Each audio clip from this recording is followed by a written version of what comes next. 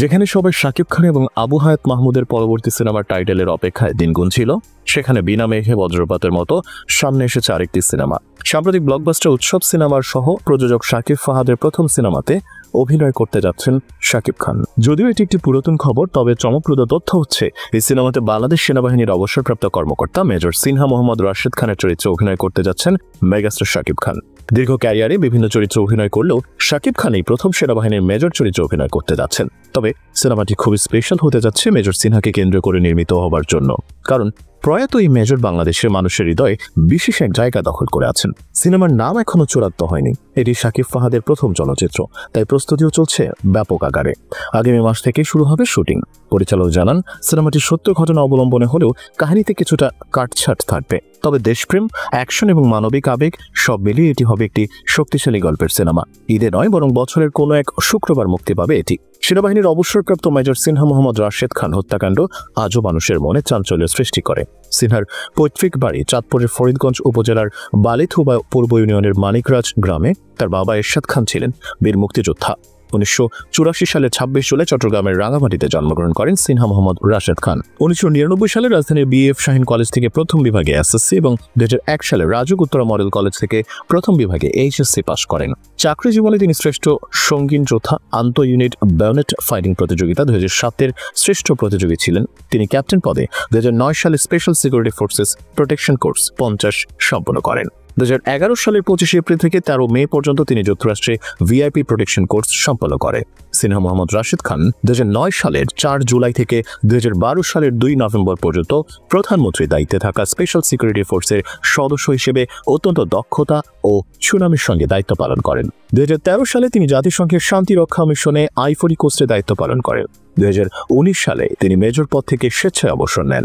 চাকরি জীবনে তিনি রামু সেনাবাহিনী, টেকনাফ BGB ও ব্যাটালিয়নে দায়িত্ব পালন করেন। ছোটবেলা থেকেই সিনহা ছিলেন প্রকৃতিপ্রেমী, পছন্দ করতেন গাড়ি চালাতে, বন্ধুদের সঙ্গে আড্ডায় মারতে। ইচ্ছা ছিল বের হবেন বিশ্ব ভ্রমণে। তার নিজস্ব ইউটিউব চ্যানেল একটি জাস্ট গো নামে প্রামাণ্যচিত্রের কাজেই তিনি কক্সবাজার অবস্থান করছিলেন। 2020 সালের 31 জুলাই বাংলাদেশ সময় রাত 9:25 মেজর মোহাম্মদ রাশেদকে গুলি করে হত্যা করা হয়। বাহারছড়া পুলিশ ফাঁড়ির ইনচার্জ লিয়াকত আলী 4টি গুলি করে তাকে হত্যা করেন। লিয়াকত আলী পুলিশের বিশেষ দল সোয়ারের সদস্য। তাকে গুলি করার আদেশ দেন টেকনাফ থানার OC প্রদীপ কুমার দাস। গুলিবিদ্ধ অবস্থায় রাস্তায় পড়েছিলেন মেজর সিনহা।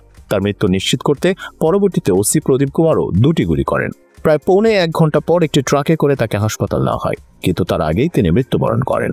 মামলার তদন্ত প্রতিবেদনে বলা হয়েছে 2018 সালের 20 অক্টোবর টেকনাফ থানায় যোগ দেন প্রদীপ। তার আগে তিনি একই জেলার মহেশখালী উপজেলার OC ছিলেন। টেকনাফে আসার পর থেকেই তিনি মাদক নির্মূলের আড়ালে সরকারি ক্ষমতার অপব্যবহার করে আর্থিকভাবে লাভবান হওয়ার চেষ্টা করছিলেন।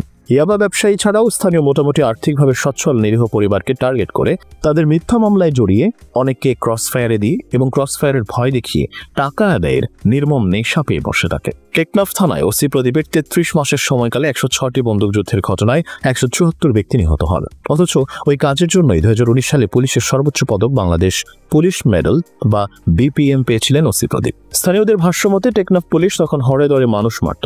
OC প্রদীপ ও তার সহকর্মীদের ক্রসফায়ারের নামে মানুষ হত্যার প্রধান স্পষ্ট হয়ে উঠেছিল মেরিন ড্রাইভ সড়কটি।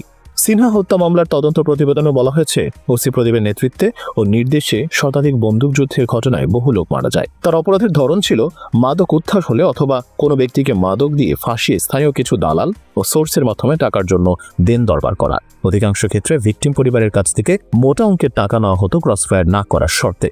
সেই টাকার পরিমাণ আবার চাহিদা মতো না হলে ক্রসফায়ার না দিলেও তাদের মাদক দিয়ে ফাঁসানো হতো। যেসব ক্ষেত্রে পরিবারগুলো টাকা দিতে পারত না, তাদের ক্রসফায়ার দিয়ে হত্যা করা হতো। তাদেরই পরিবারের লোকজন এবং আত্মীয় স্বজনদেরকে মামলার আসামি করা হতো। এমনকি মহিলাদের উপর যৌন নিপীড়নও করা হতো। ওইসব নেককারজনক কাজ করার জন্য তিনি তার সমমনা পুলিশ সদস্যের দ্বারা নিজস্ব একটি পেটোয়া ও সন্ত্রাসী বাহিনী গড়ে তোলেন। সিনহা মোহাম্মদ রাশেদ খান তথ্যচিত্র নির্মাণের জন্য ওই বছরের 3 জুলাই কক্সবাজারে যান। 7 জুলাই তারা হিমছড়ির নীলিমা রিসোর্টের একটি কটেজে ওঠেন। তদন্ত কর্মকর্তা বলছেন, টেকনাফে ওই কাজ করতে গিয়ে লোকমুখে OC প্রদীপের অত্যাচার নিপীড়নের কথা জানতে পারেন সিনহা। অনেক ভিকটিম পরিবারের সদস্যরা সিনহা ও তার ভিডিও টিমের কাছে OCর অত্যাচারের কাহিনী বলেন। এরপর OC প্রদীপ ও পরিদর্শক লিয়াকতের পেটোয়া বাহিনীর নাম সংগ্রহ শুরু করেন সিনহা ও তার সঙ্গীরা। ক্যামেরা সহ জুলাই মাসে OC প্রদীপের সঙ্গে সিনহা ও তার দলের দেখা হয়। তারা ওসি প্রদীপের সঙ্গে তার বিরুদ্ধে অভিযোগের বিষয়গুলো নিয়ে কথা বলার চেষ্টা করেন। ওসি প্রদীপ তখনই তাদের ওই কাজ বাদ দিতে হুমকি দেন এবং ভিডিও দলটির সঙ্গে দুর্ব্যবহার করেন। তিনি আরো বলেন যে তিনি মেজর টেজরের ধার ধরেন না, তিনি বহু সাংবাদিককে পিটিয়েছেন, জেলে পাঠিয়েছেন। তিনি তাদেরকে ভয়ভীতি ও হুমকি দেন এবং কক্সবাজার জেলা ছেড়ে যেতে বলেন। এই সমস্ত ইউটিউব ইন্টারভিউ ভিডিও চিত্র বানিয়ে তার কাজে প্রতিবন্ধকতা সৃষ্টি করলে ও কর্তৃপক্ষকে জানালে মেজর সাহেবও তাদেরকে ধ্বংস করে দিবেন বলে হুমকি দেন। তবে বিষয়টি হালকাভাবে নিয়ে সিনহা তার কাজ চালিয়ে যেতে থাকেন। তাতে ওসি প্রদীপের সন্দেহ হয় যে সিনহা সেনাবাহিনীর সাবেক অফিসার পরিচয় দিয়ে পুলিশের হাতে ক্ষতিগ্রস্ত ভিকটিম পরিবারের সাথে গোপনে যোগাযোগ করছেন। চার্জশিটে বলা হয়, ভয়ভীতি দেখিয়ে ও হুমকি দিয়ে সিনহা ও তার দলকে টলাতে না পেরে নীল নকশা অনুযায়ী সেই রাতে প্রথমে ডাকাত সাজিয়ে হত্যার চেষ্টা করেন পুলিশের সোর্স নুরুল আমিন, আইয়াজ ও নিজামুদ্দিন। তাতে ব্যর্থ হয়ে বাহারছড়া চেকপোস্টে 8-10টা ক্রসফায়ারের মতো সম্পূর্ণ ঠান্ডা মাথায় সিনহাকে গুলি করে হত্যা করেন লিয়াকত। সিনহা গুলিবিদ্ধ হয়ে পড়ে থাকার অবস্থায় ওসি প্রদীপ ও ইন্সপেক্টর লিয়াকত তাকে পা দিয়ে আঘাত করেন, তার গলায় পা চেপে ধরে আনুমানিক 1.5 ঘন্টা ফেলে রেখে মৃত্যু নিশ্চিত করেন। হৃদয় বিদারক এবং চাঞ্চল্যকর এই ঘটনা সিনেমার পর্দায় মেগাস্টার শাকিব খান ও নির্মাতা শাকিব ফাহাদ কতটা চমকপ্রদভাবে তুলে আনতে পারেন তা দেখার অপেক্ষাতেই আছে দর্শক।